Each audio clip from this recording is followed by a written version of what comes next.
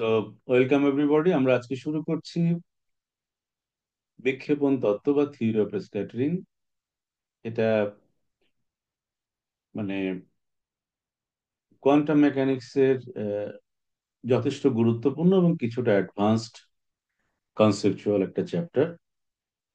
যে কারণে তোমাদের থার্ড ইয়ারে কোয়ান্টামের যে সিলেবাসটা দেওয়া ছিল সেখানে থিওরি অফ স্ক্যাটারিং দেওয়া হয়নি, কিন্তু ঘুরে ফিরে ওই পূর্ববর্তী লার্নিং গুলো কিন্তু এখানে কাজে লাগবে বিভিন্নভাবে, যখন তখন কাজে ব্যবহার করতে হবে। বিষয়টা অনেকটা এরকম যে আমরা আহ, যখন ইন্টারমিডিয়েটের ম্যাথ করছি তখন আমরা এসএসসি তে ক্লাস 8-7 যেগুলো পড়ে আসছি আমরা ইনস্ট্যান্টলি ব্যবহার করে দিই, কিন্তু 7 যখন ওটা আমরা পড়েছিলাম তখন ওটাই ছিল আমার সিলেবাস। বিষয়গুলোকে এভাবে একটু মাথায় নিতে হবে।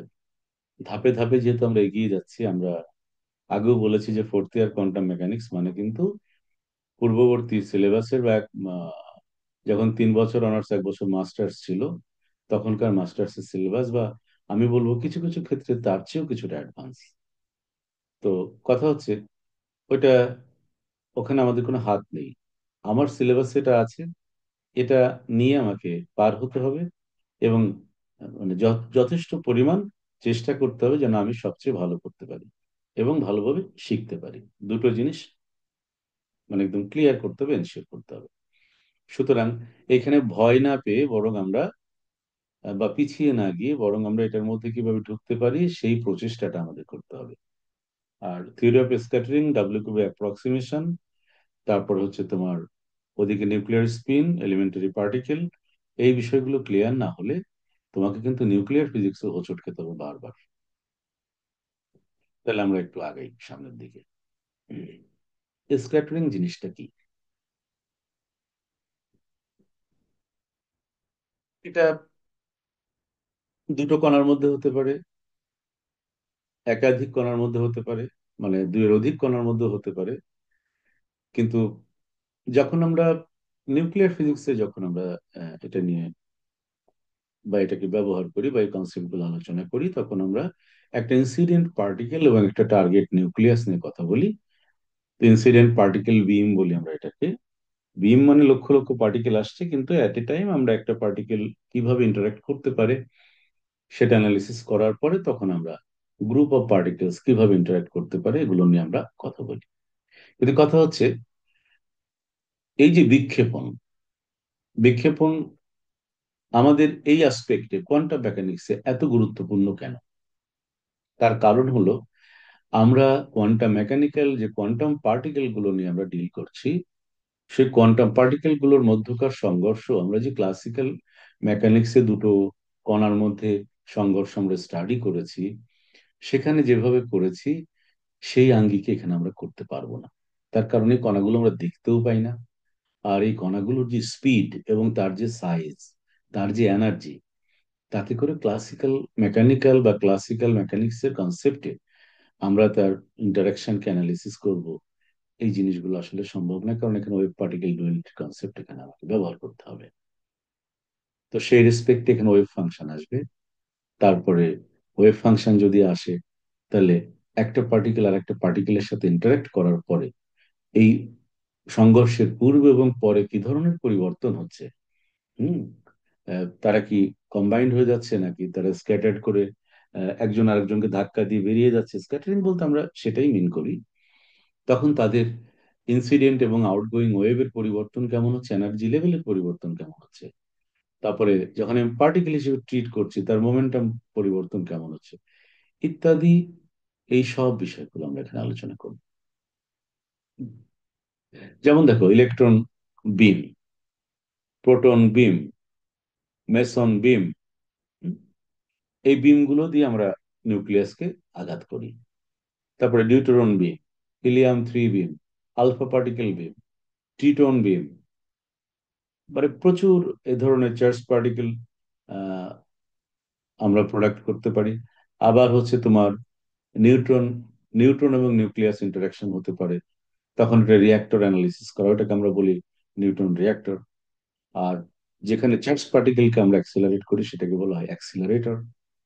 নিউট্রনকে আমি অ্যাক্সিলারেট করতে পারছি না, তার কারণ হচ্ছে নিউট্রনের চার্জ নেই, তাকে ইলেকট্রিক ফিল্ড বা ম্যাগনেটিক ফিল্ড দিয়ে অ্যাক্সিলারেট করতে পারছি না। তাকে হচ্ছে একটা নির্দিষ্ট রিয়াকশন থেকে পার্টিকুলার একটা এনার্জিতে আমরা বের করব, এবং সেই এনার্জিতে বের হওয়া পার্টিকেলটাই আমার টার্গেট নিউক্লিয়াসকে আঘাত করবে। এইভাবে ওই রিয়াকশনটা করা হয়। সে কারণে ওটাকে আমরা রিয়াক্টর বলি। আর যেখানে চার্জ পার্টিকেলকে আমরা অ্যাক্সিলারেট করতে পারি সেটাকে বলি অ্যাক্সিলারেটর। তো অ্যাক্সিলারেটর হোক, রিয়াক্টর হোক, অথবা আলটিমেট টার্গেট থাকে যে ইনসিডেন্ট পার্টিকেল টার্গেট নিউক্লিয়াসকে আঘাত করবে, বা পার্টিকেল পার্টিকেল ইন্টারাকশন হতে পারে, তারপরে তোমার নিউক্লিয়ন নিউক্লিয়াস ইন্টারাকশন হতে পারে। নিউক্লিয়ন বলতে প্রোটন এবং নিউট্রন, নিউক্লিয়াস নিউক্লিয়াস ইন্টারাকশন হতে পারে। আমি একটা আস্ত নিউক্লিয়াসকে, আমি যেমন ধরো আলফা পার্টিকেল বললাম, it's self is a nucleus, helium nucleus, আমি তাকেও অ্যাক্সিলারেট করতে পারি। তো এই সকল মানে বিষয়াবলী বা এই সকল সিচুয়েশন পরিস্থিতি মোকাবেলা করার জন্য আমাদের পূর্ববর্তী যে জ্ঞান প্রয়োজন, সেটা হচ্ছে স্ক্যাটারিং সম্পর্কে, থিওরি অফ স্ক্যাটারিং সম্পর্কে ধারণা। তো এখানে অনেকগুলো ভূমিকার মধ্যে যে কথাগুলো বলা আছে সে কথাগুলো অনেকটা আমি বলেছি এখানে। এখন আমরা একটু চলে যাই। প্রথমে হচ্ছে স্ক্যাটারিং ক্রস সেকশন। এটা কি জিনিস? এটা খুবই গুরুত্বপূর্ণ একটা বিষয়। এবং এই ক্রস সেকশন সম্পর্কে ধারণা, এক কথায় আমরা ওই স্ক্যাটারিং বা বিক্ষেপণটা হয়েছে কিনা, বা হলে কি ঘটেছে, তাদের কি ধরনের পরিবর্তন হয়েছে, এই জিনিসগুলোকে আমরা অ্যানালিসিস করি যে প্যারামিটারের মাধ্যমে, সেটাকে বলা হয় ক্রস সেকশন। আর যখন আমরা নিউক্লিয়ার ফিজিক্সে নিউক্লিয়ার রিয়াকশন স্টাডি করি, তখন আমাদেরকে incident energy, particle energy versus cross section একটা গ্রাফ প্লট করতে হয়। ওই গ্রাফ থেকে আমরা ইনফরমেশন পাই যে এই রিয়াকশনটাতে যে প্রোডাক্ট হয়েছে, বা যে নতুন রেডিও আইসোটোপ তৈরি হয়েছে, তার প্রোডাকশন রেট কেমন ছিল, অথবা এই রিয়াকশনের প্যাটার্নটা কেমন ছিল। ওই গ্রাফটাকে বলা হয় তোমার এক্সাইটেশন ফাংশন। Excitation function. আর আহ, তার প্যারামিটার থেকে cross section versus incident energy. তাহলে আসলে ক্রস সেকশনটা কি? আমরা যদি আমরা এই বইয়ের মানে লেখার মধ্যে ঢোকার আগে যদি আমরা খুব সাধারণভাবে জিনিসটাকে আমলে নিতে চাই, তাহলে আমি বলবো এটা হচ্ছে সম্ভাবনা বা সম্ভাব্যতা। আমি যে একটা পার্টিকেলকে থ্রো করেছি একটা টার্গেটের দিকে, সেই পার্টিকেলটা টার্গেটকে আঘাত করেছে, এবং তার ফলে আমি যে ঘটনা ঘটেছে বলে দাবি করছি সেটা ঘটেছে, এটার সম্ভাব্যতা কত। এখন সেই সম্ভাব্যতাকে যদি আমরা হিসাব করতে যাই, এটা স্ট্যাটিস্টিক্যাল যে কোয়ান্টিটি সম্ভাব্যতা আমরা বলি, তার কোনো একক নেই। কিন্তু স্ক্যাটারিং বা বিক্ষেপণের ক্ষেত্রে একদিকে যেমন রয়েছে তোমার ইনসিডেন্ট পার্টিকেল, তার একটা সাইজ আছে, আবার যে টার্গেটকে আঘাত করবে তার একটা সাইজ আছে। তাহলে ওই সাইজের মধ্যে বা ওই এরিয়ার মধ্যে যে কোনো জায়গাতে সে ইন্টারাক্ট করতে পারে। সুতরাং এই সম্ভাব্যতাটা আসলে আলটিমেটলি গিয়ে এরিয়া ইউনিটে আমরা ক্যালকুলেট করি। কিন্তু সেই এরিয়া ইউনিটটা এতই ছোট, সেটাকে আর ওই মনে করো 10⁻⁻²৪ সেন্টিমিটার স্কোয়ারের একটা, মানে তোমরা জানো এর আগে তোমরা থার্ড ইয়ারে নিউক্লিয়ার সাইজ পড়েছো, এবং আমরা ভালো করেই জানি যে নিউক্লিয়াসের সারফেস এরিয়া কিরকম হতে পারে, যেহেতু তার রেডিয়াস হচ্ছে 10⁻⁻14 বা 10⁻⁻15 মিটার। কেমন, বা 10⁻⁻13 বা 10⁻⁻12 সেন্টিমিটার। তাহলে সেটা যদি 4πr² করি, তাহলে সাইজটা কোথায় চলে যায়? 10⁻⁻24 একটা টার্ম চলে আসে ওখানে। তো সামথিং ইন্টু, এই জন্য 10⁻⁻24 এর একটা টার্ম, 10⁻⁻24 সেন্টিমিটার স্কোয়ারের একটা টার্ম এখানে আসে। এইটাকে আমরা বলি burn. 1 burn equal to 10⁻⁻24 centimetre square, অথবা 10⁻⁻27 মিলি বার্ন বলা হয়। মিলি বার্ন, কারণ 10⁻⁻24 সেন্টিমিটার স্কোয়ারও আমাদের নিউক্লিয়ার ফিজিক্স স্টাডিতে অনেক বড় কোয়ান্টিটি। এবার আসা যাক, আগে তোমাদেরকে মাথার মধ্যে এই ধারণাটা ঢুকিয়ে দিলাম। এবার আমরা বইয়ের ডেসক্রিপশনটা একটু পড়ি। ধরা যাক বিক্ষেপণ কেন্দ্রের উপর আপতিত কণা ফ্লাক্স বা পার্টিকেল ফ্লাক্স বা বিম যেটা বলছিলাম, অর্থাৎ ওই বিমের হিসাবটা এরকম হবে: একক সময়ে কণারশ্মির সঞ্চালনের দিকের সাথে লম্বভাবে অবস্থিত একক ক্ষেত্রফল অতিক্রান্ত কণার সংখ্যা। যেমন তুমি ধরো প্রোটন বিম ব্যবহার করছো, তাহলে তুমি বলবে number of protons per unit area বা per centimetre square per second. এটাকে আমরা বলি বিম ফ্লাক্স। প্রতি একক সময়ে একক ক্ষেত্রফলের মধ্য দিয়ে লম্বভাবে যে পরিমাণ কণা আপতিত হবে বা গমন করবে ওই টার্গেট অভিমুখে, সেটাকে আমরা বলছি বিম ফ্লাক্স। তাহলে আমরা বিম ফ্লাক্স সম্পর্কে জানলাম, আপতন তীব্রতা এন এবং কণাসমূহ সম্ভাব্য সকল দিকে বিক্ষেপিত হয়। তাহলে সম্ভাব্য সকল দিক যদি আমি বুঝাই, তাহলে এটা 180 ডিগ্রি হতে পারে, 0 ডিগ্রি, যে কোনো ডিগ্রি এখানে হতে পারে। এখন এইখানে একটা এই চিত্রটা আগে একটু আমরা দেখি, খুব ভালো করে তাকাও। মনে করো এইটা একটা বিম, এটা একটা বিম, এক্সিসটাকে ধরো জেড ডিরেকশন। এইখানে একটা টার্গেট রয়েছে যাকে আমরা বিক্ষেপক বলছি বা স্ক্যাটারার বলছি। সে ইনসিডেন্ট হওয়ার পরে এই পার্টিকেল গুলো সম্ভাব্য সকল দিকে, তার মানে হচ্ছে সোজাও যেতে পারে, এদিকে যেতে পারে, এদিকে যেতে পারে, পুরা ব্যাক স্ক্যাটারিং হতে পারে, এদিকে যেতে পারে, আবার এদিকেও আসতে পারে, একইভাবে সব দিকে সে বিক্ষেপিত হতে পারে। কনসেপ্টটা কিন্তু থ্রি ডাইমেনশনাল, কনসেপ্টটা হচ্ছে থ্রি ডাইমেনশনাল। এখন তুমি যে প্রবিং ইনস্ট্রুমেন্ট তুমি যেটা এখানে ইউজ করেছো বা সন্ধানী যন্ত্র, সেটা তোমার মাইক্রোস্কোপ বা অন্য, মাইক্রোস্কোপ বলা ঠিক না, মানে যে কোনো ডিটেক্টর বা ডিটেক্টিং ইনস্ট্রুমেন্ট তুমি ব্যবহার করেছো, সেও কিন্তু মুভেবল হবে ঠিক এই এই কার্ভ বরাবর। এই যে গোলকীয় একটা জায়গা আমরা দেখতে পাচ্ছি, ফর এক্সাম্পল আর রেডিয়াসের, আমি ওটাকে আমি ডিটেক্ট করতে পারি, আমার ইচ্ছা মতো ঘুরিয়ে ঘুরিয়ে ডিটেক্ট করতে পারি যে সে কোন দিকে এলো। আমি যদি এখানে কোনো ফটোসেন্সিটিভ অথবা ধরো ও ধরনের কোনো পদার্থ ব্যবহার করি, তাহলে এখানে যে স্পট তৈরি হবে সেই স্পটের মাধ্যমেও আমি ধারণা করতে পারি যে কি পরিমাণ পার্টিকেল এখানে ইনসিডেন্ট হয়, তার ভিতরে কি পরিমাণ পার্টিকেল কতটুকু স্পট এখানে তৈরি করেছে, স্পটগুলো থেকে আমি ডিটেক্ট করতে পারি। আবার আমি সরাসরিও ডিটেক্টর দিয়ে আমি এটা ডিটেক্ট করতে পারি। কিন্তু বিষয়টা ত্রিমাত্রিক, এটা দ্বিমাত্রিক নয়। কেননা এটা তো, আমি তো বইয়ের পৃষ্ঠাটা দ্বিমাত্রিক, কিন্তু আমি যখন একটা খোলা জায়গায় এক্সপেরিমেন্ট করব তখন কিন্তু সেই পার্টিকেল ইনসিডেন্ট পার্টিকেল গুলো সব দিকে স্ক্যাটার্ড হবে। তখন আমার হিসাব হবে সলিড অ্যাঙ্গেল। হিসাবটা তখন আর নর্মালি কোনো অ্যাঙ্গেল হবে না, সলিড অ্যাঙ্গেল হবে, এবং সেই সলিড অ্যাঙ্গেলটা একটা জায়গাকে বা একটা এরিয়াকে ডিসক্রাইব করবে।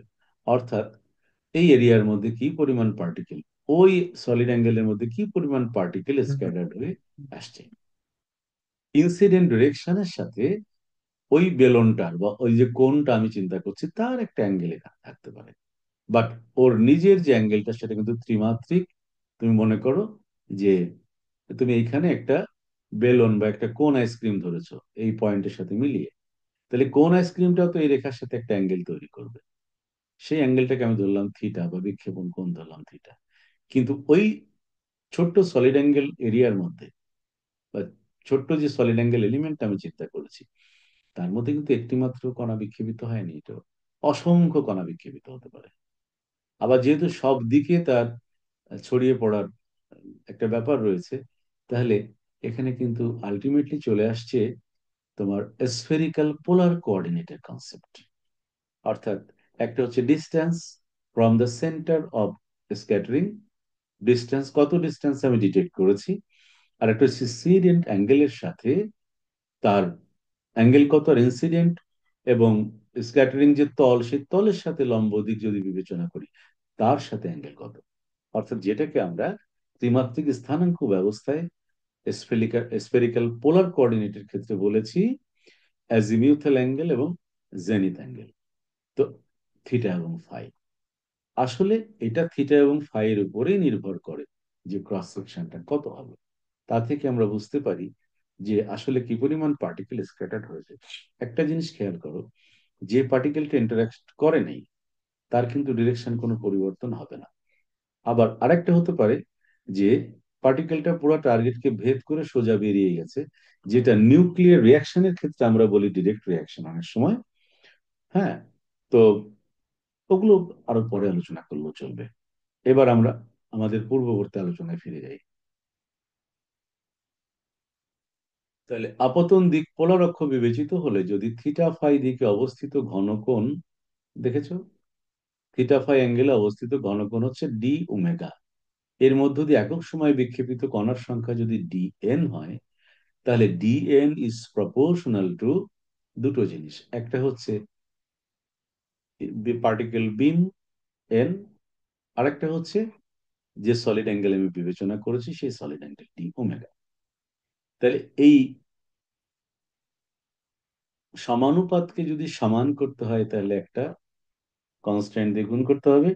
সেই কনস্ট্যান্টটাই হচ্ছে cross section, sigma theta phi into n d omega. যেখানে এটা হলো সমানুপাতিক ধ্রুবক এবং এটা বিক্ষেপণ কোণ থিটা ও দিগাংশিক যে আজিমুথাল অ্যাঙ্গেল এবং জেনিথ অ্যাঙ্গেল যেটা বললাম ফাই এর উপর নির্ভরশীল। সমীকরণ 5.1 থেকে দেখা যায় যে সিগমা থিটা ফাই রাশির মাত্রা হলো ক্ষেত্রফলের মাত্রা। খেয়াল করো, ক্ষেত্রফলের মাত্রা কিভাবে হলো? কারণ সলিড অ্যাঙ্গেলের মাত্রা হচ্ছে তোমার এরিয়া বাই দূরত্ব স্কোয়ার। এরিয়া বাই দূরত্ব স্কোয়ার হচ্ছে সলিড অ্যাঙ্গেল, অর্থাৎ স্টেরেডিয়ান। এইটার এরিয়া তাহলে ওইটা কিন্তু ডাইমেনশন লেস হয়ে গেল, ডাইমেনশন লেস। আচ্ছা, এইটার এইটার এরিয়া হচ্ছে এন এর ইউনিট হচ্ছে পার্টিকেলস পার সেন্টিমিটার স্কোয়ার পার সেকেন্ড। খেয়াল করো। আর এইটার একক হচ্ছে, এই দেখো, একক সময় বিক্ষেপিত কণার সংখ্যা, তাহলে পার্টিকেলস পার সেকেন্ড। তাহলে পার্টিকেলস পার্টিকেলস পার সেকেন্ড চলে গেল। এটাকে যদি আমরা সিগমা ইজ ইকুয়াল টু কত দেখতে চাই, তাহলে তা হচ্ছে d n by n d omega. এই জায়গাটা আমি তোমাদেরকে একটু ক্যালকুলেশন করে দেখাই, তাহলে you will feel better in understanding.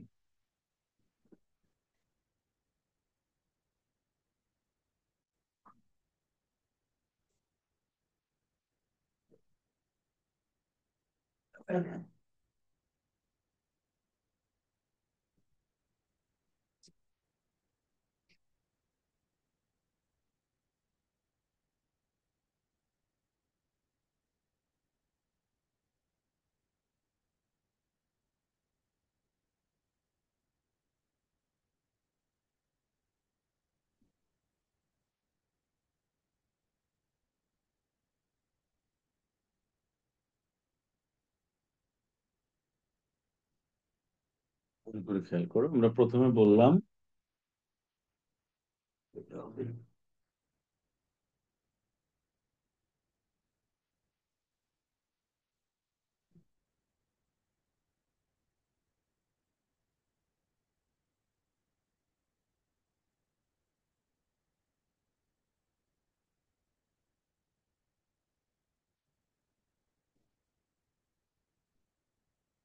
Vn is proportional to n d omega, or dn is equal to sigma as a function of theta and phi n d omega। এখন দেখো, সুতরাং সিগমা থিটা ফাই যদি আমি ধরি, তাহলে সেটা হচ্ছে dn by n d omega. n হচ্ছে particle flux, number of particles scattered per unit time. তাহলে এর এর একক হচ্ছে পার্টিকেলস পার সেকেন্ড, এর একক হচ্ছে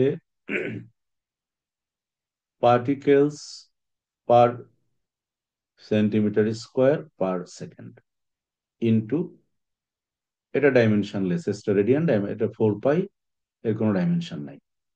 তাহলে দেখো, এটা হচ্ছে 1/সেন্টিমিটার স্কোয়ার, 1/সেকেন্ড।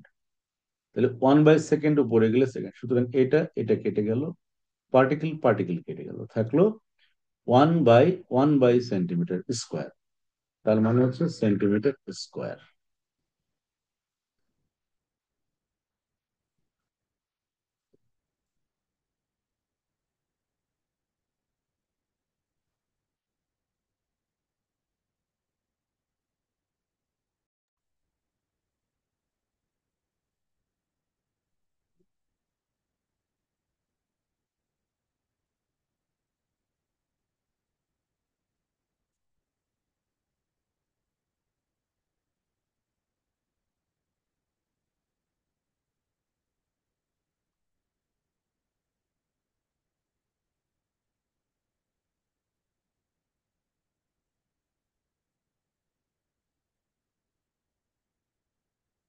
কানেক্ট হয়ে যাওয়াতে আমাকে আবার লিখতে হচ্ছে। যা করে বুঝতে পেরেছো? তাহলে ওখানে ছিল কি, 1/1/সেন্টিমিটার স্কোয়ার, তার মানে centimetre square. Clear? Clear sir. এই জন্য ক্রস সেকশনের এটা হচ্ছে সেন্টিমিটার স্কোয়ার। এখন দেখো, যদি, তাহলে ওটা আমরা জানলাম। এখন আহ, একটা জিনিস খেয়াল করে দেখো যে আমরা আপতিত রশ্মির জন্য যে প্রস্থচ্ছেদ আমরা এখানে হিসেবে বিবেচনা বা নির্বাচন করেছি, যার মধ্যে থিটা ফাই দিকে অবস্থিত যে ডি ওমেগা ঘনকোণে, ওই যে ওই চিত্রটার কথা তো মনে আছে না? এই যে এই হলো তোমার ইনসিডেন্ট রে, এটা হচ্ছে তোমার টার্গেট, এটা ডিরেকশন অফ ইনসিডেন্স একই, এদিকে তোমার হচ্ছে ডিটেক্টর বা সন্ধানী যন্ত্র, সেটা যাই বলো। এই যে অ্যাঙ্গেলে সে হচ্ছে স্ক্যাটার্ড হয়েছে। তো এই জায়গাটার, এটা হচ্ছে ত্রিমাত্রিক একটা কনসেপ্ট, কেমন? এই অ্যাঙ্গেলটা হচ্ছে ডি ওমেগা, এটা হচ্ছে বিষয়। আর স্কোয়ারের সেন্টার থেকে এই যে স্ফিয়ার বা স্ফেরিক্যাল যে জায়গাটা দেখতে পাচ্ছি, এইটার ব্যাসার্ধ হচ্ছে আর। এই হলো তোমার স্ক্যাটারিং। যখন আমরা স্টাডি করব, আমাদের চিন্তা ভাবনা বা হিসাব নিকাশটা এরকম হতে হবে। তাহলে এখান থেকে আমরা বের করছি যে, তাহলে আমরা এখানে ডি ওমেগা পরিমাণ ঘনকোণ অর্থাৎ ডিফারেন্সিয়াল একটা প্রস্থচ্ছেদ আমরা বিবেচনা করেছি। তার কারণ তুমি যদি মনে করো যে ডি ওমেগাকে তুমি প্রকাশ করবে, তাহলে নিশ্চয়ই এই জায়গাটির এরিয়া যদি হয় সে ডি এ, তাহলে ডি ওমেগা মানে হচ্ছে ডি a/r²। এটা কিন্তু একটা ব্যবকলনিক কনসেপ্ট, কেমন? তাহলে এই পদ্ধতিতে আমি যে সিগমা থিটা ফাই এখন বললাম, এই সিগমা থিটা ফাইকে অ্যাকচুয়ালি বলা হয় ডিফারেন্সিয়াল ক্রস সেকশন বা ব্যবকলনী। ব্যবকলনী কি জানি ক্রস সেকশনের বাংলা কি বলেছিলাম? ব্যবকলনী বিক্ষেপণ স্যার প্রস্থচ্ছেদ। প্রস্থচ্ছেদ। হ্যাঁ। ব্যবকলনী বিক্ষেপণ প্রস্থচ্ছেদ, কেমন? এটা হচ্ছে আমাদের ইয়ে। এখন যদি আমরা টোটাল মানে এরিয়াটা যদি আমরা কভার করতে চাই, তাহলে আলটিমেটলি কিন্তু আমরা ওই ঘনকোণের উপরেই আমাকে ইন্টিগ্রেশনটা করব। যেমন ফর এক্সাম্পল, আমি যদি সকল ঘনকোণ বা সম্পূর্ণ ঘনকোণের উপরে আহ, এই সম্ভাব্যতা বা এই ক্রস সেকশন যদি বের করতে, প্রথমে দেখো, তুমি ডিএন বলেছিলে, তুমি বলেছিলে d n scattered is equal to sigma theta phi, theta phi n d omega. এন হচ্ছে তোমার ফ্লাক্স। এই এন আর এই এন কিন্তু এক নয়, এটা হচ্ছে number of particles per unit area per second, আর এটা হচ্ছে number of particle scattered per second. তাহলে যদি আমি টোটাল বের করতে, আমি তো ডি ওমেগা ছোট্ট এরিয়াটিতে আমি হিসাব করেছি ডি ওমেগা। যদি আমাকে টোটাল মানে ওভারঅল টোটাল ঘনকোণ আমি বিবেচনা করি, তাহলে তখন আমার যদি total number of particle scattered ধরো, স্ক্যাটার্ড বা বাংলায় লিখলে বিক্ষিপ্ত লিখতে পারো, এর মানে হচ্ছে ইন্টিগ্রেশন ডিএন। তার মানে হচ্ছে এই টোটালটা ইন্টিগ্রেশন অর্থাৎ সিগমা এন ডি ওমেগা। আমি বারবার থিটা ফাই লিখছি না, কারণ ওটা তো আসলে, এটা তো এখানে গুণ আকারে না, এটা জাস্ট একটা ফাংশন, তাই বোঝানোর জন্য। তো তোমরা বুঝে নিও। এরপরে তুমি যেটা করবে, এনটা তো আসলে ফিক্সড বিম ফ্লাক্স। তুমি লিখলে sigma d omega, sigma theta phi d omega. এইটাকে বের করার পরে তুমি যা পাবে সেটা হচ্ছে তোমার টোটাল। সেটা হচ্ছে টোটাল।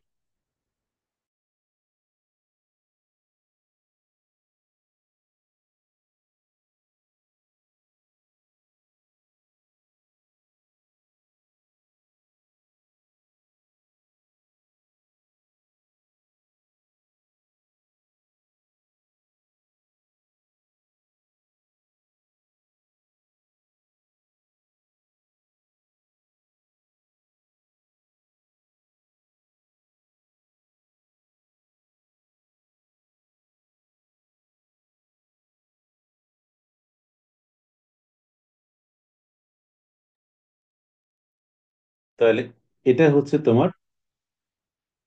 এখন দেখো মজার বিষয়টা দেখো, আমি যে বলেছিলাম সম্ভাব্যতা, সেই জায়গায় আমরা যাচ্ছি। এখন sigma t is equal to তাহলে কি দাঁড়াচ্ছে? N scattered divided by n. তার মানে কি? Number of particle scattered divided by number of particle incident per second per centimetre square per second. তাহলে কি দাঁড়াবে এটা বলো তো?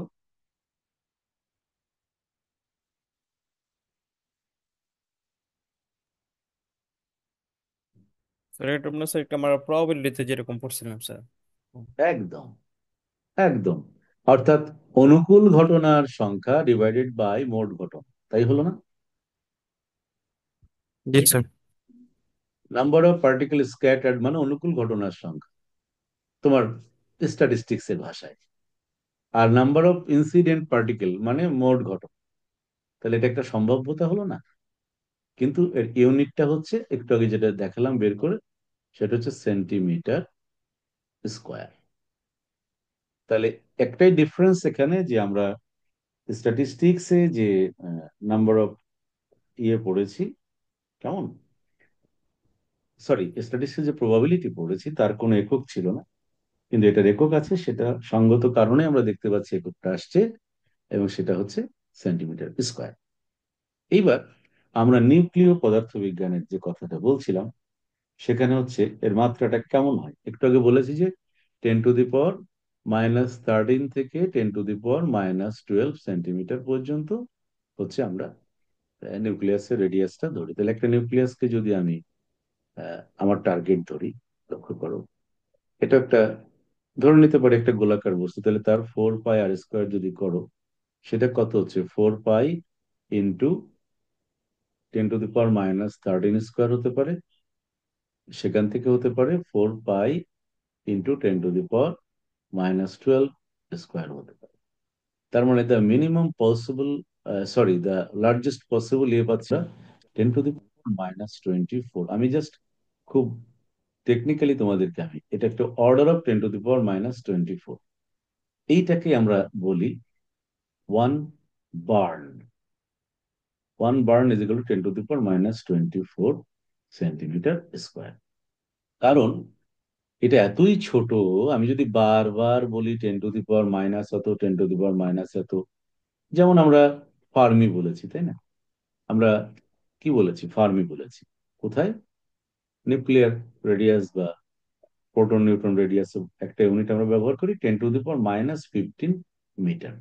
তো এটা বারবার এটা না বলে আমি এটাকে বলি ওয়ান ফার্মি। তাহলে one fermi is equal to 10⁻⁻15 metre. Actually আমাদের আহ, ভাষায়, গণিতের ভাষায় আমরা এটাকে বলতে পারি ওয়ান ফেমটোমিটার।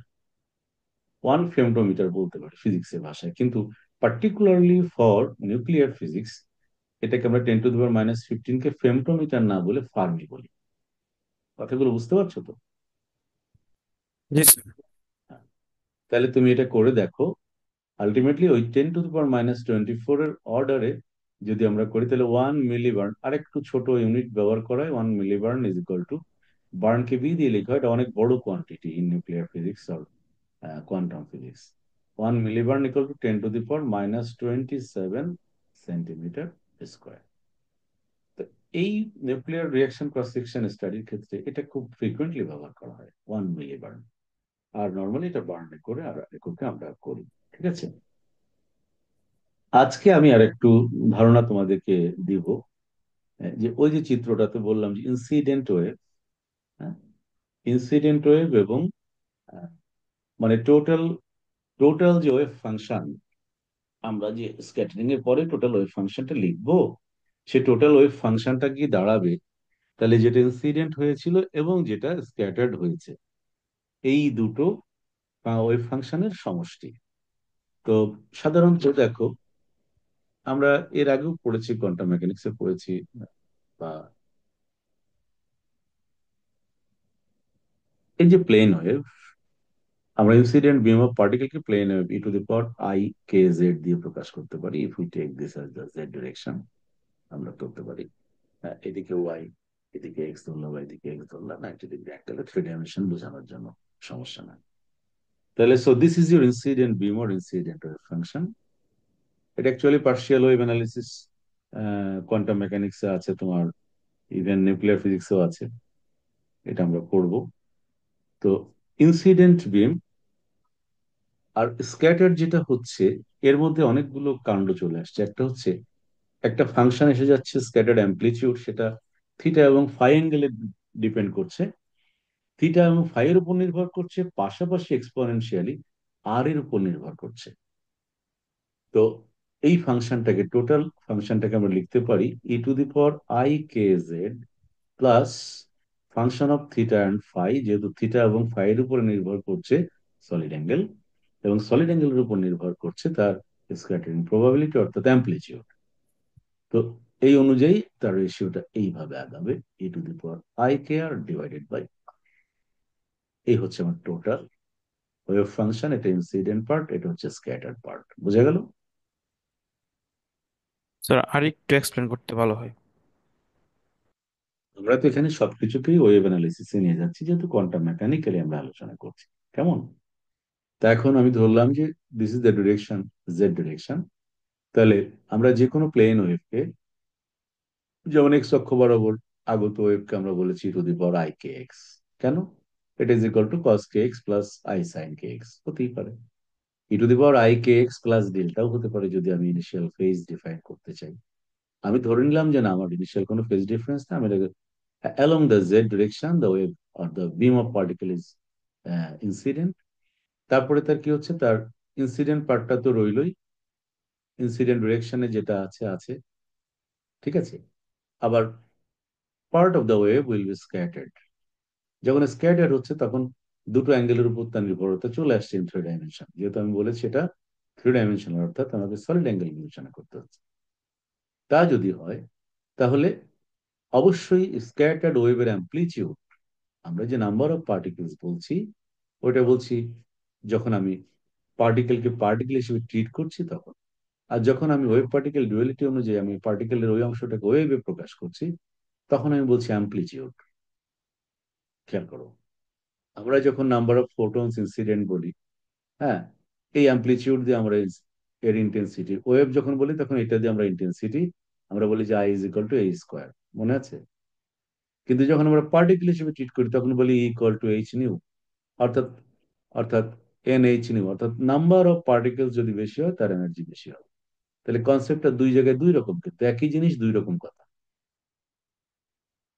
মাথায় ঢুকলো? জি sir. When we are talking about, or in the language of wave, we are expressing the intensity of any wave in terms of its amplitude. তাহলে this is the factor, amplitude, scattering ওয়েভের amplitude factor. আর সেটা governed হচ্ছে, শাসিত হচ্ছে এই ফ্যাক্টরটা দ্বারা। এর সাথে সাথে আর ভেরিয়েশনটা এই অনুপাতে হচ্ছে, থিটা ফাই অ্যান্ড আর। যেহেতু ওয়েভ মিনস এটা এক্সপোনেনশিয়াল ফাংশন, তাহলে তার সঙ্গে আর এর একটা সম্পর্ক রয়েছে, বিকজ এই আর ডিস্টেন্সটা বাড়লে কিন্তু এটা কমে যাবে আস্তে আস্তে। ক্লিয়ার? তাহলে দে আর রিলেটেড থ্রু দিস। শুধুমাত্র এফ থিটা ফাই বললে হবে না, কারণ ওয়েভের প্যাটার্নটা কই, সেই প্যাটার্নটা হচ্ছে e⁻i k r। আর কি রেশিওতে সে ডিক্রিজ করবে বা কি রেশিওতে তার ইন্টেন্সিটি কমবে, সেটা হচ্ছে ডিভাইডেড বাই আর। এটা মানে একদম সহজ ল্যাঙ্গুয়েজ আমি তোমাদের বোঝানোর চেষ্টা করছি। এটার আরো অনেক ইন্টারপ্রিটেশন আছে, এটা ধাপে ধাপে আরো বলবো আমি। এখন ইনস্ট্যান্ট এই মুহূর্তে বোঝার জন্য আমি বলছি, this is the total wave function of this what to say interaction. Total wave ফাংশনটা কি? After scattering, this is the incident wave and this is the scattered wave. Scattered part হচ্ছে এটা, incident part হচ্ছে এটা, আর this is the total. Clear? That means clear sir. Direction of incidence আছে e to the power i k z, plus যেটা এই direction থেকে বিচ্যুত হয়েছে, স্ক্যাটার্ড হয়েছে, সেটা হচ্ছে এই অংশটা। এই টোটালটা হচ্ছে দিস। বুঝা গেল? স্যার বুঝতে পেরেছি এখন। ফ্লাক্স ঘনত্ব, যেভাবে ধরো তোমার, if you know the velocity of the wave, হ্যাঁ, তুমি যদি মনে করো যে তুমি ইনসিডেন্ট ওয়েভের ভেলোসিটি জানো, বা স্ক্যাটার্ড ওয়েভের ভেলোসিটি জানো, তাহলে তুমি তার ইয়েটাও বের করতে পারো, কি বলে, তুমি তার ফ্লাক্স ঘনত্ব বের করতে পারো। ফ্লাক্স ঘনত্ব মানে হচ্ছে এরকম, মনে রাখতে হবে,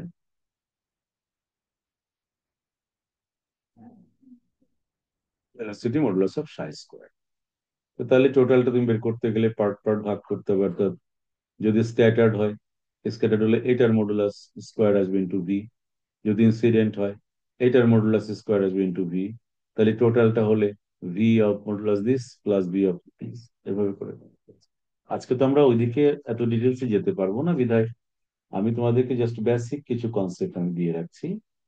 আর আগামী দিন আমরা এই যে কোয়ান্টাম বলবিদ্যার যে ডেসক্রিপশন, কোয়ান্টাম মেকানিক্যাল ডেসক্রিপশনটা থেকে আমি শুরু করবো আজকে। জাস্ট আমি তোমাদের মৌলিক কিছু ধারণা দিলাম, কারণ বিষয়গুলো তো যত সহজে আমরা বুঝতে চাইছি তত সহজ নয়, একটু চিন্তা করতে হবে। তো এই পর্যন্ত যে আলোচনা করেছি, খুব বেশি কঠিন মনে হয়েছে তোমাদের? ধাপে ধাপে জিনিসগুলো মাথায় ঢুকেছে কিনা তাই বলো।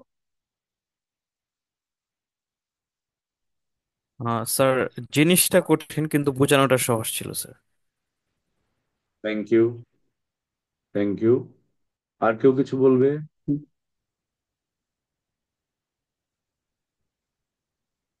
তোহা, বুঝতে পেরেছো তোহা? মোটামুটি স্যার। একটু একটু শুরুর দিকে একটু খটমটে লাগতেই পারে, কিন্তু ওই যে বললাম, কথাগুলো মনোযোগ দিয়ে বোঝার চেষ্টা করতে হবে। এনাম,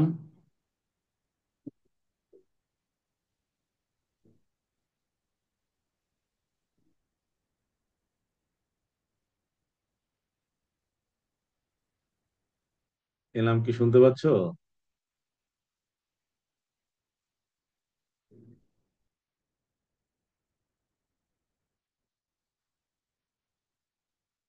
রিফাত?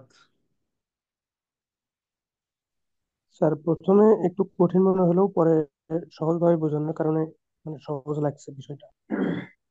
এই ভালো লাগাটা ধরে রাখতে হবে, নাহলে কিন্তু একটা ভয় তৈরি হবে ভেতরে। তারপরে জাহিদ। সালামু আলাইকুম স্যার। আসলাম। কেমন লাগলো তোমার কাছে? জি স্যার, প্রথমে ধীরে ধীরে আস্তে আস্তে ভাঙ্গা ভাঙ্গে এরকম ভাবে বোঝানো খুব ভালো লাগলো স্যার। প্রথমে তো মনে করলাম বুঝবোই না, খুব একটা কঠিন। আর স্যার বুঝতে পারছি স্যার আস্তে আস্তে। এই জায়গাগুলো, ভালো লাগা জায়গাগুলো ধরে রাখতে হবে, আদারওয়াইজ কিন্তু ভিতরে ভয় ঢুকলে সমস্যা হয়ে যাবে। এক নতুন একজন শ্রাবণী আছে। শ্রাবণী, তুমি বলো তো কেমন লাগলো তোমার কাছে? এই চ্যাপ্টার তো নতুন শুরু করলাম আজকে, তুমি শুরু থেকেই ছিলে। হ্যাঁ স্যার, বুঝতে পারছি সবকিছু। Very good. তার মানে কি, মনোযোগ দিলে বোঝা যায়। এবং এ থেকে এটাও প্রমাণিত হয় যে একদম অ্যাবসলিউটলি মেধাবী আর অ্যাবসলিউটলি মেধাহীন, শূন্য, অ্যাবসলিউটলি যোগ্য, অ্যাবসলিউটলি অযোগ্য, এ ধরনের কোনো শব্দ আসলে এর কোনো দাম নেই।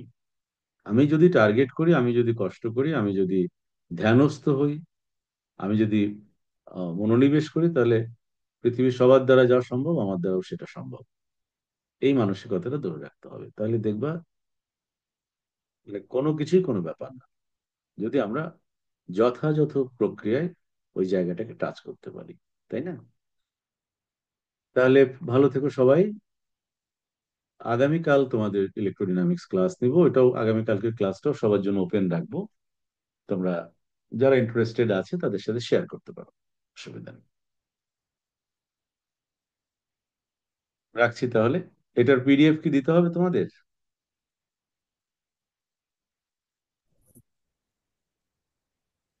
স্যার আমার আছে, হয়তো অনেকের নাই স্যার, দিয়ে দিলে মনে হয় ভালো হবে। আচ্ছা ঠিক আছে, আমি দিয়ে দিচ্ছি, দিয়ে দিচ্ছি। অসুবিধা নেই।